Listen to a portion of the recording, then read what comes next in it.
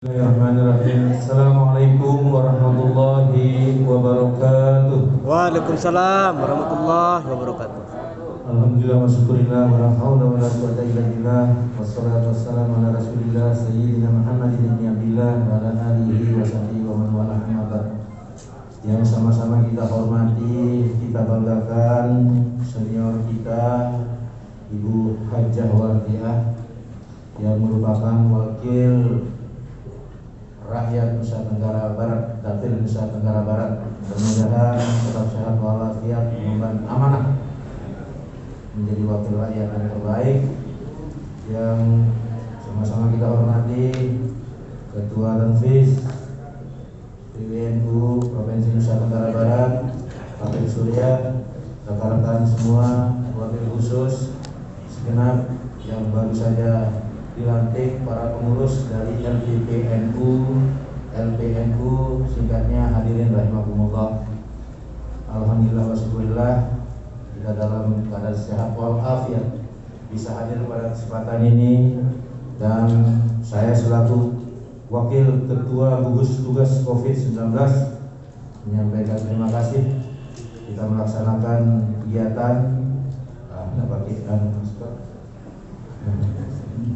dengan protokol COVID karena situasi menjaga jarak mestinya 1 meter, tapi ini dosa-dosa ceredeh lah. Ceredeh bisa dilakukan, tolerir. Kita sudah menggunakan masker, menjaga jarak dan lain sebagainya. Intinya istilah kita masih dibutuhkan komitmen untuk sama-sama memberantas rantai penularan COVID-19, karena sampai saat ini yang sudah terpapar 9.480 kasus positif di daerah kita. Alhamdulillah 8.108 sudah sehat walafiat. Kemudian yang masih tersisa dalam perawatan di rumah sakit 978 orang dan 394 orang meninggal dunia. Mudah-mudahan kita dalam musibah Corona 19 ini tetap diberikan kekuatan, kesehatan, imunitas yang tinggi.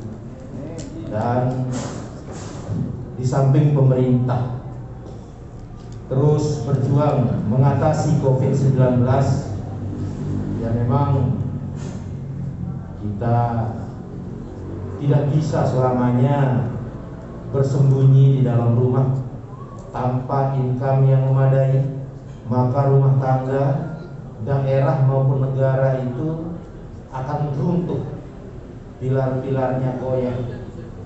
Pelemahan ekonomi yang pada akhirnya bukan meninggal karena COVID, tapi meninggal karena ekonomi itu sendiri. Oleh karenanya, di samping pemerintah Provinsi Nusa Tenggara Barat sedang berjuang mengatasi pandemi 19, juga mendorong untuk kita ber-NTB akronim dari bangkitkan ekonomi rakyat nurut tatanan baru. Oleh karenanya sekarang ada pelantikan LPNU, Lembaga Perekonomian Nahdlatul Ulama, maka kami menyambut dengan baik pelantikan ini. Mudah-mudahan seperti tadi, jangan melaporkan apa yang akan dilakukan, tetapi melaporkan apa yang sudah dilakukan. Oleh karenanya, baik LPNU maupun LPPNU, kami dari pemerintah Nusa Tenggara Barat siap untuk bekerja sama, menunggu ide gagasan apa yang ingin disampaikan dan kita sinergikan terkait dengan kegiatan pertanian dalam MP3EI, Master Plan Percepatan Perluasan Pembangunan Ekonomi Indonesia. Potensi Nusa Tenggara Barat 2 sektor andalan, yaitu pertanian dan pariwisata. Dengan adanya COVID ini, pariwisata terdampak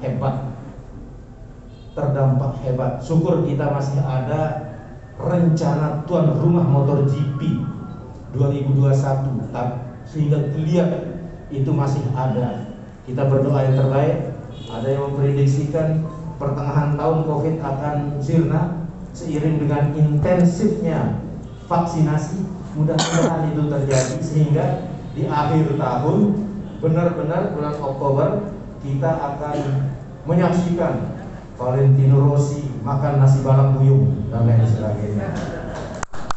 Dan balap buyung lebih antisipatif. Nasinya nasi balap karena kita tuan rumah MotoGP. Kemudian dalam era COVID ini 3 sektor yang berkembang dan tidak mengalami keterpurukan. Tadi pariwisata terpuruk.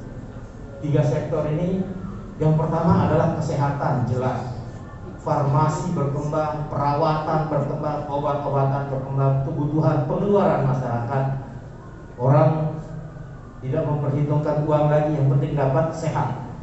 Sehingga pengeluaran terbesar adalah untuk kesehatan, sehingga tren kesehatan positif. Kemudian yang kedua, karena ada lockdown dan lain sebagainya,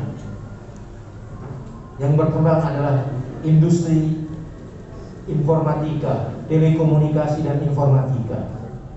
Dan yang ketiga, sektor yang bertahan dalam era COVID ini adalah sektor pertanian. Dalam arti luas, pertanian, tanaman pangan, hortikultura, peternakan, perikanan dan lain sebagainya berkembang dengan baik. Bahkan sekarang tutorial banyak sekali.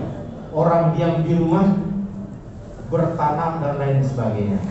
Nah, mudah-mudahan ini peluang LPPNU, Lembaga Pengembangan Pertanian Nahdlatul Ulama, untuk mengambil peran-peran ke depan, menjadikan pertanian sebagai ikon ekonomi ke depan.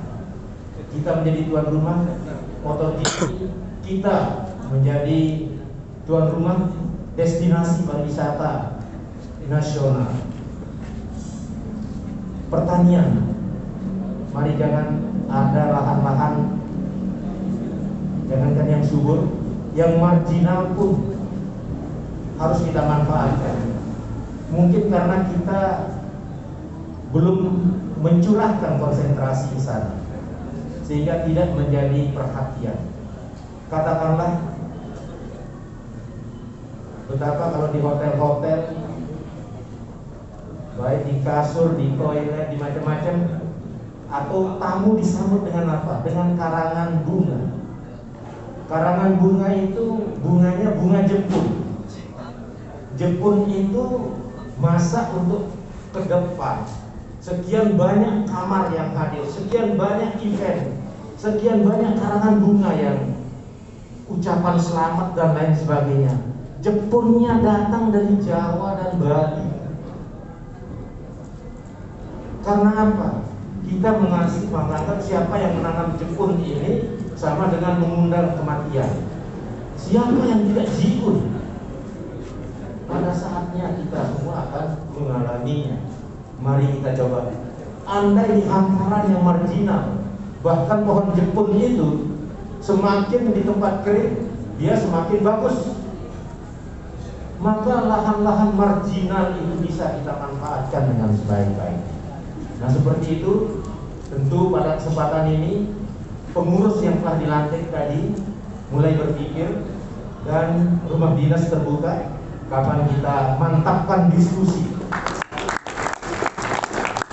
apa langkah-langkah konkret yang bisa dilakukan. Anggota dewan dari NU banyak sekali, dana pokir dan lain sebagainya bisa dimanfaatkan dengan proposal pengembangan usaha yang ekonomi produktif. Apalagi ada ibunda kita DPR RI pasti akan mendukung. Nah, tinggal ayo kami di pemerintahan bergerak menyambut. Nah, teman-teman, adik-adik, rekan-rekan semua, kreativitasnya, inovasinya diarahkan untuk bagaimana ekonomi produktif, bagaimana menjadi uang, dan ini meningkatkan kesejahteraan masyarakat kita. Di Bima banyak menghasilkan bawang, tidak terbeli di pasar-pasar menjadi membusuk. Kenapa? yang terkenal harus bawang goreng dari Palu. Kenapa tidak kita olah? Kita kemas sedemikian rupa. Maka ketika terjadi surplus produksi, dia tidak kehilangan nilai. Tapi dengan kemampuan kita, hilirisasinya bisa dimanfaatkan. TGB menyebut dalam 10 tahun yang lalu bahwa untuk sektor-sektor berproduksi, insya Allah kita sudah khatam hasil pertanian, padi dan lain sebagainya. Yang belum banyak kita manfaatkan adalah nilai tambah, hilirisasi, industrialisasi.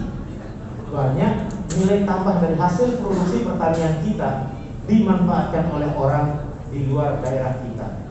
Betapa para pemilik rice milling unit, heller yang bagus, hafal kapan kecamatan-kecamatan di Sumbawa panen. Gabah dibawa ke Banyuwangi, Jember, diolah di sana, menghasilkan beras premium.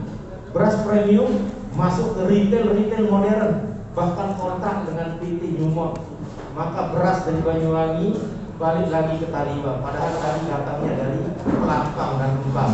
Beras pun berwisata keluar daerah, balik lagi ke daerah kita. Kita jalan satu langkah. Oleh karenanya produksi sudah kita bagus, mari hilirisasi, nilai tambah dari hasil produksi itu kita bisa manfaatkan, dan insya Allah di bawah sentuhan teman-teman LPPNU, mudah-mudahan keberkahan itu akan kita dapatkan di kemudian hari. Selamat kepada yang sudah dilantik, mudah-mudahan karya nyata segera dipersembahkan. Terima kasih. Bila taufiq wal hidayah. Assalamualaikum warahmatullahi wabarakatuh.